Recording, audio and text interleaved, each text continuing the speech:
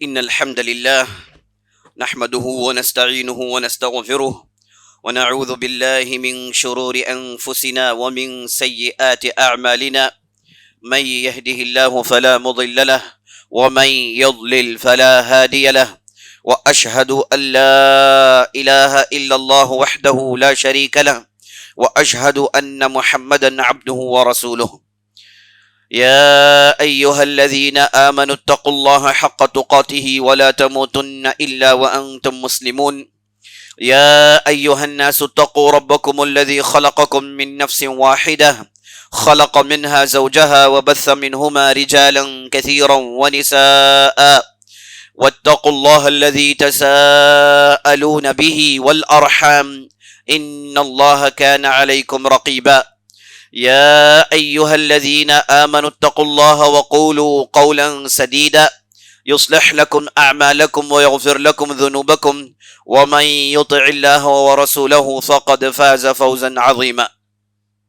أما بعد، فإن خير الحديث كتاب الله، وخير الهدي هدي محمد صلى الله عليه وسلم، وشر الأمور محدثاتها، وكل محدثة بدعة، وكل بدعة ضلالة، وفي رواية وكل ضلالة في النار. فأعوذ بالله السميع العليم من الشيطان الرجيم. وأنفقوا مما رزقناكم من قبل أن يأتي أحدكم الموت فيقول رب لولا أخرتني إلى أجل قريب فأصدق وأكن من الصالحين. وقال عليه الصلاة والسلام: الصدقة تطفئ غضب الرب. صدق اللہ ورسولہ صلی اللہ علیہ وسلم. تمام قسم کی تعریفیں و بڑائی و بزرگی اللہ رب العزت کے لیے ہے، جو مالک و خالق اور مدبر حقیقی ہے، اور لاکھوں کروڑوں درود و سلام ہو فخر موجودات احمد مجتبیٰ محمد مصطفیٰ محمد بن عبداللہ الہاشمی پر، جنہیں اللہ تعالیٰ نے سارے کائنات کے لیے رحمت بنا کر مبعوث کیا. میں اللہ رب العزت سے دعا کرتا ہوں کہ اللہ تعالیٰ جس طرح ہمیں اس مبارک مجلس پہ جمع کیا ہے، اسی طرح ہمیں جنت الفردوس پہ جمع کریں، آمین یا رب العالمین.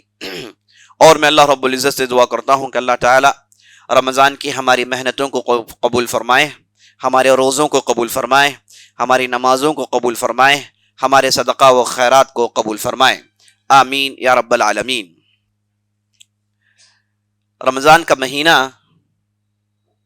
ابھی شروع ہوا تھا، لیکن دیکھتے ہی دیکھتے اس کے لگ بھگ 21 دن نکل چکے ہیں، اور جو بھی باقی ہے وہ بہت کم ہے، اور وہ ایام بھی اسی تیزی کے ساتھ نکل جائیں گے. لیکن سوال یہ باقی رہتا ہے کہ اللہ نے جب اس مبارک مہینے کو ہمارے درمیان لایا، آغاز میں ہماری ایمانی حالت کیسی رہی، اور ہماری ایمانی حرارت کی کیا کیفیت رہی، اور ہمارے کھاتے میں نیکیوں کی کیا تعداد رہی، اور یہ مبارک مہینہ جانے کے بعد ہماری ایمانی حرارت میں کیا تبدیلی پیدا ہوئی، اور ہمارے ایمان میں کتنا اضافہ ہوا، اور ساتھ ساتھ ہمارے نیکیوں کے کھاتے میں کتنی چیزوں کی زیادتی ہوئی. یہ اہم سوالات ہیں. اگر ہم نے اس مبارک مہینے کو جس حالت میں حاصل کیا اور اسی حالت میں چھوڑا ہے، تو ہم سے بڑا بدبخت کوئی اور نہیں ہو سکتا، ہم سے بڑا بیوقوف، کم ظرف، عقل کم رکھنے والا اس سے بڑا کوئی اور نہیں ہو سکتا کہ اس بہترین موقع کو حاصل کرے اور اس سے کچھ فائدہ نہیں اٹھایا، سوائے اس کے کہ چند چیزوں کو کھا لیا، پی لیا، اور ادھر ادھر بعض موقعوں پر بعض کوششیں کر لی، اور اس کے بعد اس مہینے کو ضائع کر دیا. اس سے بڑا بدبخت کوئی اور نہیں ہو سکتا. لیکن اگر واقعی ہمارے اندر کوئی تبدیلی پیدا ہوئی، واقعی ہمارے اندر اللہ کی خشیت اور نیکیوں میں بڑھوتری ہوئی، تو یہ بہت بڑی خوشخبری ہے ہمارے لیے. لیکن اس خوشخبری کو اگر ہم مکمل کرنا چاہتے ہیں تو ہمیں چاہیے کہ رمضان کے بعد کے ایام میں بھی وہی ہماری کیفیت ہو اور وہی ہماری ایمانی حرارت ہو. رمضان میں جو اللہ ہے وہی اللہ غیر رمضان میں بھی ہے، اور غیر رمضان میں بھی ڈھیر ساری نیکیوں کمانے کا موقع ملتا ہے. تو رمضان کو لانے کا اصل مقصد آپ کی ٹریننگ، آپ کے تقوی میں بڑھوتری اور غیر رمضان میں رمضان کی کیفیت باقی رکھنے کی کوشش کرنا ہے۔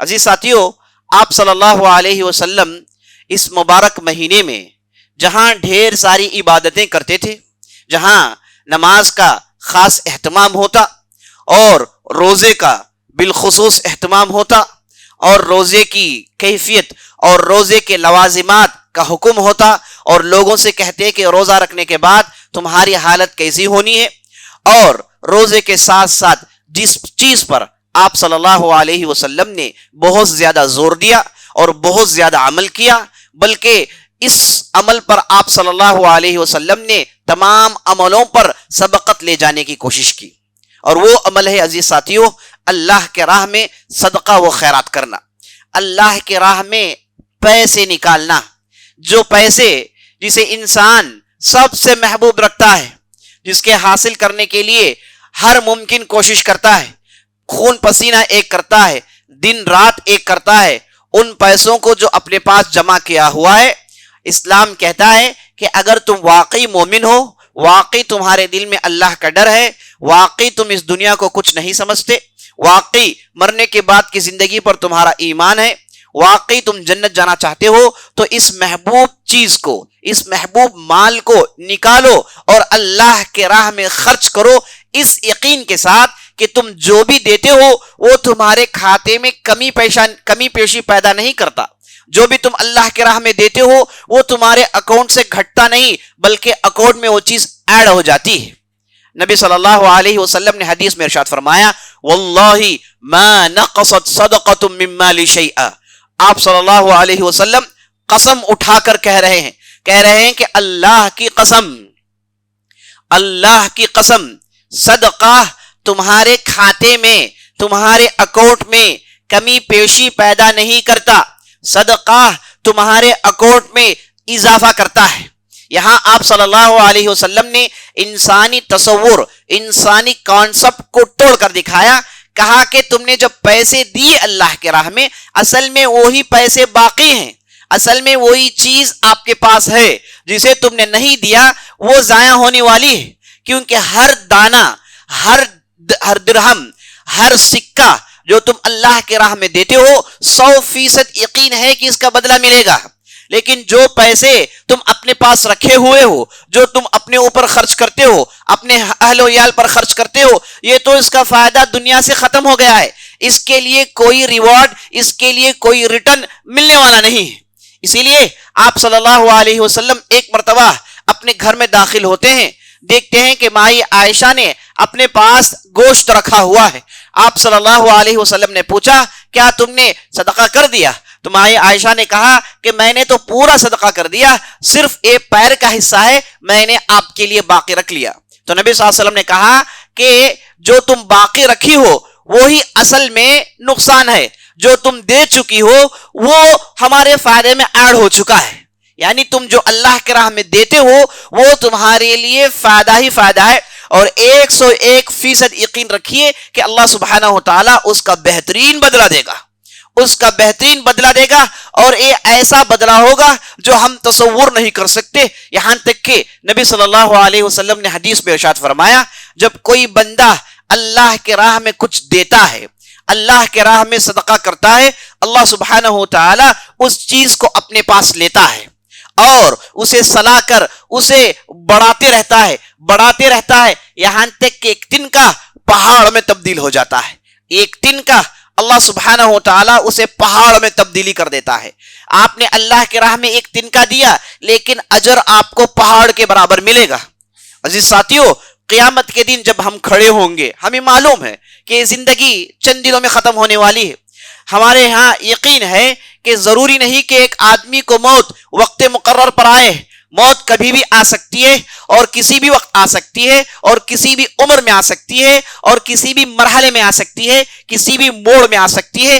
اچانک یہ دنیا اس کے لیے ختم ہو جاتی ہے، اچانک یہ نیکیاں کمانے کا موقع ختم ہو جاتا ہے، کیونکہ جب آدمی موت کے فرشتے دیکھ لیتا ہے تو اس کے بعد نیکیاں کمانے کے لیے اس کے پاس کوئی ذریعہ باقی نہیں رہتا۔ جیسے ہی موت کے فرشتے نظر آئے तौबे के दरवाजे बंद हो जाते हैं। अब उसने दुनिया में जो कमाया वही चीज हिसाब में चढ़ेगी। उसके बाद वो जितना भी चिल्लाए, जितना भी रोए, लेकिन उसे दुनिया में वापस आने का मौका नहीं दिया जाएगा। और ये दुनिया की जिंदगी जैसे मैंने बताया अचानक खत्म हो जाएगी, और जैसे ही खत्म हो जाएगी हमें अल्लाह के बारगाह में खड़ा किया जाएगा। कब्र के मरहले तय करने पड़ते हैं और क़यामत फौरन आ जाएगी, और क़यामत के दिन आपने जो आमाल किए उन्हीं आमाल का आप बदला देखेंगे। अल्लाह ने कुरान में इरशाद फरमाया, वअन्फिकू मिम्मा रज़क़नाकुम मिन क़ब्ल अन यअतिय अहदकुमुल मौत फ़यक़ूल रब्बि लौला अख़्ख़रतनी इला अजलिन क़रीब फ़अस्सद्दक़ व अकुन मिनस सालिहीन। अल्लाह कहता है कि ऐ लोगो इन्फाक कर लो, ऐ लोगो अल्लाह के राह में खर्च कर लो, हमने तुम्हें जो भी दिया है उसमें से खर्च कर लो। अल्लाह अकबर। कुर्बान जाएं इस मिन के इस्तेमाल पर। वअन्फिकू मिम्मा रज़क़नाकुम, हमने तुम्हें जो भी दिया है उसमें से तुम अल्लाह के राह में खर्च कर लो। अल्लाह ने यहां ये नहीं कहा वअन्फिकू मा रज़क़नाकुम, हमने तुम्हें जो भी दिया है सब कुछ अल्लाह के राह में दे दो। अल्लाह ने नहीं कहा, क्योंकि इंसान की भी जरूरियात हैं, उसकी भी जो है मसूलियात हैं। तो अल्लाह ने यहां कहा कि हमने तुम्हें जो दिया है उसमें से अल्लाह की राह में निकालो। इसीलिए ज़कात 2.5% है, ज़कात 50% नहीं है, ज़कात 75% नहीं है, जैसे बाज लोग महसूस करते हैं। बाज लोग जब उनसे कहा जाता है अगर आपके पास 1 लाख रुपए हैं तो आपको 2,500 रुपए अल्लाह के राह में देनी है, उन्हें 1 लाख रुपया वो नजर नहीं आता, लेकिन जो 2,500 रुपए जो निकलते हैं वो देखकर परेशान होता है कि 2,500 रुपए मेरे निकल गए। अरे भाई, जो तुम्हें अल्लाह ने दिया है वो कितने परसेंटेज ज्यादा है। आपको तो 2.5% देना है। आप तो गवर्नमेंट को 18% टैक्स देते हैं, आप गवर्नमेंट को 12% टैक्स देते हैं, आप गवर्नमेंट को क्या कुछ नहीं देते। बाज लोग 30% देते हैं। ये सब कुछ तो चले जाता है। अल्लाह ने आपके पास सिर्फ 2.5% पूछा, और वो भी तुम्हारे रिश्तेदारों में खर्च करो, तुम्हारे पास जो गरीब मोहताज है उन पर खर्च करो।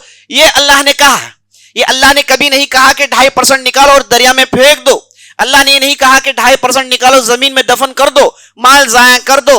नहीं नहीं, तुम निकालो और तुम्हारे माशरे में, तुम्हारी खून में, तुम्हारे रिश्तेदारों में जो गरीब हैं, जो तुम्हें देख देख कर इंतजार कर रहे हैं, उन्हें दो। अल्लाह ने फर्ज करार दिया। अल्लाह ने सिर्फ 2.5% मांगा है, अल्लाह ने आपसे 50% नहीं मांगा। बाज लोग घबरा जाते हैं। उनके लिए नसीहत यह है कि 2.5% ही आपका बाकी है, और ये 2.5% ही आपके माल की हिफाजत करता है, और ये 2.5% ही आपके माल को पाक करता है।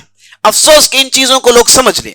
तो अल्लाह ने इरशाद फरमाया वअन्फिकू मिम्मा रज़क़नाकुम, हमने तुम्हें जो दिया है उसमें से तुम अल्लाह के राह में दो। कोई भी इंसान ये नहीं कह सकता कि उसने दौलत अपने होशियारी से कमाई। कोई भी इंसान ये नहीं कह सकता कि मैंने दौलत मेरे इल्म से कमाया है, क्योंकि इससे ज्यादा इल्म रखने वाले मौजूद हैं, उन्होंने पैसा नहीं कमाया। क्योंकि इससे ज्यादा मेहनत करने वाले मौजूद हैं, उन्होंने खाते में इतने पैसे नहीं जमाए। अल्लाह ने इल्म, हुनर सब दिया है, लेकिन बाज लोगों को माल देता है ताकि उन्हें और जिम्मेदारी में डालें, और जितना माल बढ़ेगा उतनी उसकी जिम्मेदारी बढ़ती है। और क़यामत के दिन हर पाई का हिसाब देना है। 54, 58 का हिसाब देना है। बगैर हिसाब दिए कोई आगे नहीं बढ़ सकता। हिसाब से बचना चाहते हैं तो इस माल के लिए सफाई का इंतजाम करिए, और इस माल के सफाई का इंतजाम यह है कि इसमें से निकालिए, लोगों में खर्च करिए, बेदरीग खर्च करिए। ये 2.5% उन लोगों के लिए बनाया गया है जिसके दिल में कंजूसी है, जो बड़ी मुश्किल से उसके नोट निकलते हैं। उसे कहा गया कि दो 2.5% तुम्हें देना ही देना है, ये तुम्हारे पर फर्ज है। लेकिन जो दिल दादा होता है, जो सखी होता है, वो तो अपने माल से बेदरीग खर्च करता है और बगैर सोचे समझे खर्च करता है, और जितना वो खर्च करता है उतना उसे जरूर आ जाता है। जितना वो खर्च करता है उतना वो जरूर आ जाता है। एक आदमी, उसे मस्जिद बननी थी एक इस्लामी ममलकत में, तो पैसे कम पड़ गए तो उसे $1 लाख की जरूरत पड़ी। तो वो पहुंचा एक बहुत बड़े ताजिर के पास। बहुत सारे अपॉइंटमेंट्स लेने के बाद जब वो ताजिर के सामने पहुंचा, ताजिर ने कहा कि क्या मामला है। ये साहब ने कहा कि मस्जिद की तामीर तो हो गई, लेकिन $1 लाख की कमी है। अगर ये मिल जाए तो फौरन काम हो जाएगा, क्योंकि मेरे जो पैसे आने हैं वो रुक गए हैं बास गवर्नमेंट के इश्यूज की वजह से। مجھے $1,00,000 کی ضرورت ہے، اگر آپ میں اس میں سے اگر آپ چاہیں تو قرض دیں، اگر آپ چاہیں تو صدقہ دیں، لیکن مجھے فوراً پیسے چاہیے کیونکہ کانٹریکٹر مانگ رہا ہے۔ تو وہ تاجر جیسے ہی آدمی کی ضرورت سنتا ہے وہ اپنے اندر سے چیک نکالتا ہے اور $1,00,000 کا چیک بھر کے سیدھے ہاتھ میں دے دیتا ہے۔ تو یہ صاحب جو مانگنے کے لیے گئے انہیں بڑا ہی تعجب ہوا۔ میں نے جب لوگوں سے پوچھا تو لوگوں نے آپ کے بارے میں ایسی باتیں نہیں بتائی، اگر آپ ایسے ہوتے تو لوگوں کے درمیان مشہور ہو جاتے کہ آپ بڑے سخی داتا ہیں، آپ دولت دیتے ہیں، لیکن آپ نے اتنا بڑا کام کر دیا، میرے پورے مسائل کو حل کر دیا، آخر یہ چیز، یہ جذبہ آپ کے دل میں کیسے آیا ہے؟ تو وہ تاجر نے کہا کہ میں ہمیشہ ایسے ہی کرتا ہوں، چھپ چھپا کے کرتا ہوں، اور مجھے جو پیسہ میں نے آپ کو دیا ہے، $1,00,000 جو میں نے آپ کو دیا ہے، مجھے 101% یقین ہے کہ صرف 1 ہفتے میں واپس آنے والا ہے، اور جب واپس آتا ہے دگنا چگنا بن کے آتا ہے۔ یہ میں نے پوری زندگی میں دیکھ لیا ہے، جتنی بھی میں نے دولت کمائی اسی نہج پر کمائی ہے، میں دیتا ہوں خوب اور مجھے ملتا ہے خوب۔ اللہ کا ارشاد ہے، یا ابن آدم انفق ينفق علیہ، اے آدم کی اولاد اللہ کے راہ میں خرچ کرو، اللہ تم پر خرچ کرے گا۔ تمہارا خرچ کرنا اس کا کیا معنی ہے؟ اور اللہ کا تم پر خرچ کرنا اس کی کتنی بڑی طاقت ہے؟ تو اللہ کہتا ہے کہ میں تمہیں دوں گا، کنفرم کر رہا ہے۔ اگر آپ نہیں دیں گے تو آپ کو دینا نہیں دینا اللہ کی مرضی ہوتی ہے، لیکن جب آپ دے دیتے ہیں تو اللہ نے آپ کو دینے کی ذمہ داری اٹھا لی، رسپانسبلٹی اللہ نے اٹھا لی۔ بات سمجھنے کی کوشش کرنا چاہیے۔ اگر آپ نے نہیں دیا تو آپ کو پیسے ملیں گے نہیں ملیں گے، اگر آپ کو چاہے اللہ دے یا نہ دے اللہ کی مرضی ہوتی ہے، لیکن اس حدیث کی روشنی سے سمجھ لیجئے، اگر آپ نے دیا اللہ کہتا ہے کہ میں تجھے دوں گا، یہاں پر کنفرم ہو گیا، آپ کو ملنا کنفرم ہو گیا جب آپ نے اللہ کے راہ میں دیا۔ تو عزیز ساتھیوں، جب آدمی اللہ کے راہ میں دیتا ہے کبھی غریب نہیں ہوتا، کبھی محتاج نہیں ہوتا۔ تو اللہ نے قرآن میں ارشاد فرمایا، وَأَنفِقُوا مِمَّا رَزَقْنَاكُمْ مِن قَبْلِ أَن يَأْتِيَ أَحَدَكُمُ الْمَوْتُ، اے لوگوں انفاق کر لو اللہ کے راہ میں، اللہ نے جو دیا ہے اس میں سے اللہ کے راہ میں خرچ کر لو، اس سے پہلے کہ موت آ جائے، اس سے پہلے کہ موت آ جائے، کیونکہ موت آ گئی تو پورے نیکیوں میں رکاوٹ پیدا ہو جاتی ہے، اس کے بعد نیکیاں بڑھتی نہیں ہیں، وہ کھاتا فریز ہو جاتا ہے۔ اب یہی کھاتا قیامت کے دن پیش کیا جائے گا، جو اس نے اپنی زندگی میں کمایا، جو اس نے اپنی زندگی میں جمایا نیکیوں میں، وہی کھاتے میں دکھایا جائے گا، وہی کھاتے میں ریفلیکٹ ہوگا۔ اب جو موت کے بعد اس کی خواہشات ہوتی ہیں، اب یہاں پر کچھ نہیں ہوگا۔ من قبل ان یأتی احدکم الموت فیقول رب لولا اخرتنی الی اجل قریب، اور یہ چیخ کر کہے گا، جسے موت آ گئی وہ چیخ کر کہے گا کہ اے اللہ لولا اخرتنی الی اجل قریب، اے اللہ کتنا ہی اچھا ہوتا کہ تو مجھے اور مہلت دیتا، تو میری زندگی میں اور تاخیر پیدا کر دیتا، فاصدق واکن من الصالحین، اور میں اللہ کی راہ میں خوب خرچ کر کے اچھے لوگوں میں سے ہو جاتا۔ تو اہل علم نے یہاں کہا کہ جو نفس کو اللہ موت دے دیتا ہے وہ نفس اللہ کے ہاں یہ کہتی ہے کہ اللہ کیوں نہیں تو نے مجھے اور مہلت دی تاکہ میں زمین میں جاؤں اور صدقہ کروں۔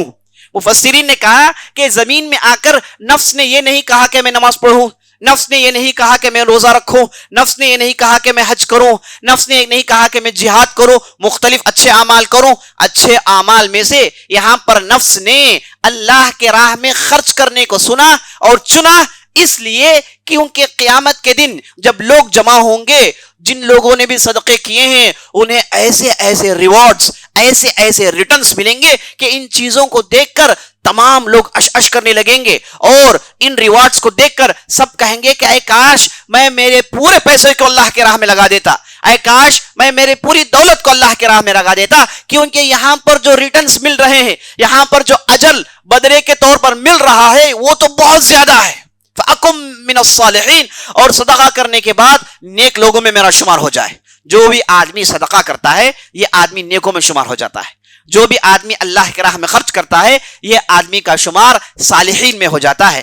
کیوں نہ ہم صالح بنے رمضان کے اس موقع پر، کیوں نہ ہم رمضان کے اس موقع پر اللہ کے راہ میں پیسے نکالیں. جس کے پاس جو بھی ہو, بعض لوگوں نے سمجھ لیا ہے کہ مال و دولت کو خرچ کرنے والا وہ ہے جس کے پاس نصاب کو مال پہنچا ہوا ہو, جس کے پاس زیادہ پیسہ ہو. میں تو ٹھہرا فقیر آدمی, میری تنخواہ 20-25 ہزار کی ہے, میں کیا اللہ کے راہ میں دوں گا, میں خود محتاج ہوں. بعض لوگوں کو شیطان نے ایسے وسوسوں میں ڈال کر مغالطے میں ڈال دیا ہے اور یہ اپنے اوپر دروازہ بند کر لیتے ہیں. یاد رکھ لیجئے, اللہ نے کبھی بھی نہیں کہا کہ آپ اگر مالدار ہوں تو ہی خرچ کریں, بلکہ اللہ نے قرآن میں جا بجا اس کے طرف اشارہ کیا ہے کہ آپ سے جو بھی ممکن ہو دو, آپ سے جو بھی بن پڑے وہ دو, کیونکہ آپ جو پیسے دیتے ہیں اس کی کوانٹٹی کی بات نہیں چل رہی ہے, یہاں پر بات چل رہی ہے اس کے اندر اخلاص کی کوالٹی کی.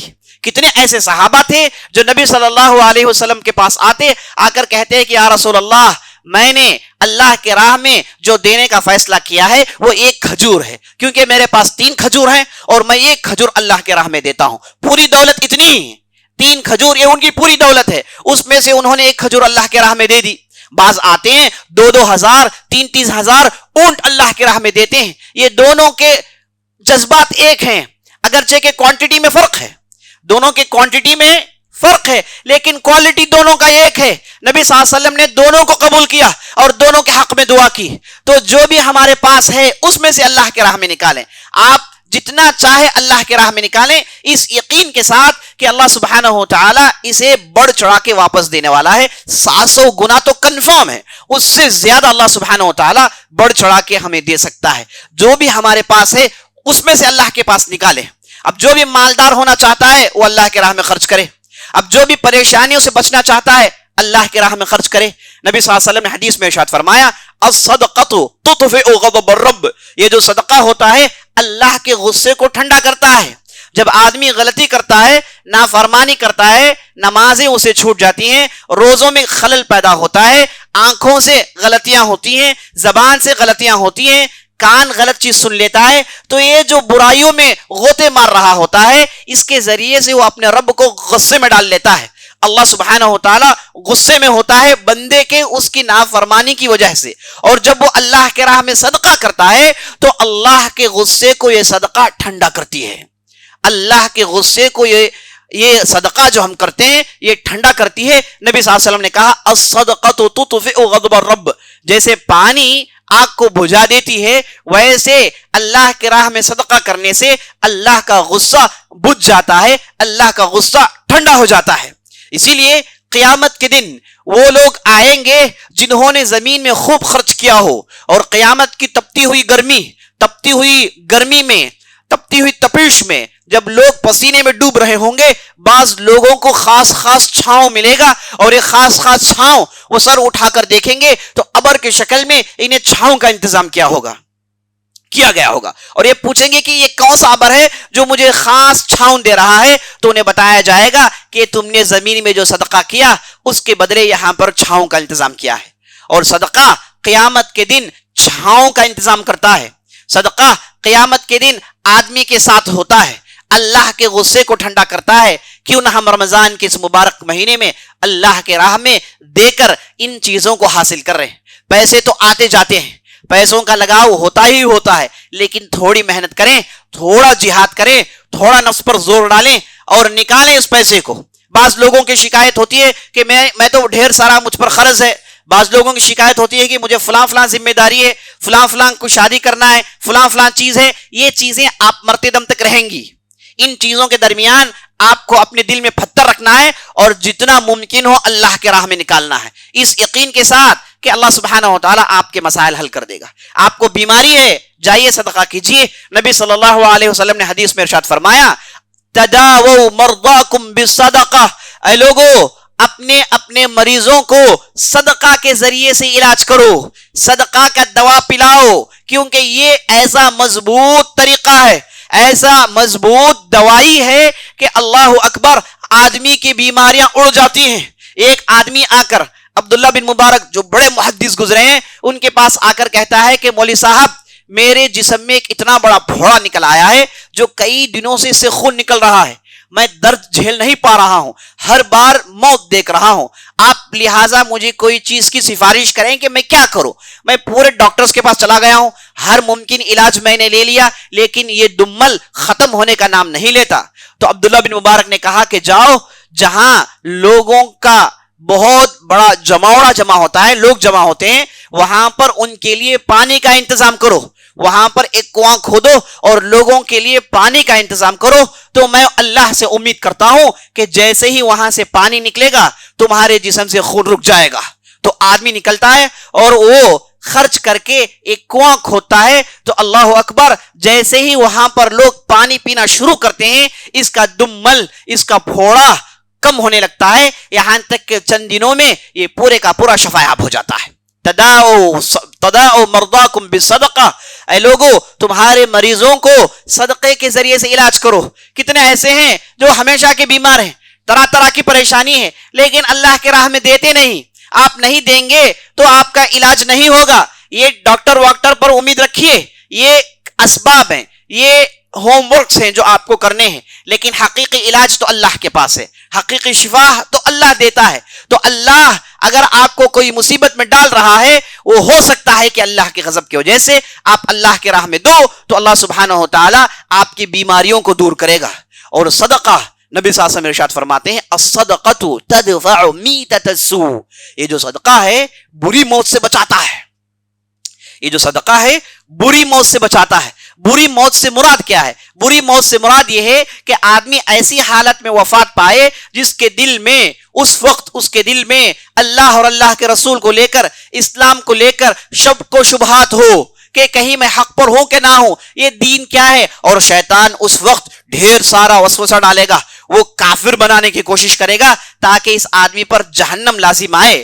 تو جب آدمی اس مرحلے کو پہنچتا ہے تو یاد رکھ لے, اس موقع پر صدقہ کام آتی ہے, آدمی کو بری موت سے بچاتی ہے, ایمان کی موت دلاتی ہے, اور موت کے دوران اسے سکون محسوس ہوتا ہے, اطمینان محسوس کرتا ہے, اور ہر قسم کی بری بلا اور بری موت سے صدقہ بچاتا ہے. صدقہ عزیز ساتھیوں, نبی صلی اللہ علیہ وسلم نے رمضان کے مہینے میں, یوں تو آپ صلی اللہ علیہ وسلم خوب دیتے تھے, کان رسول اللہ صلی اللہ علیہ وسلم اجود الناس واجود ما يكون حين يلقاه جبريل في رمضان فيدارسه القرآن.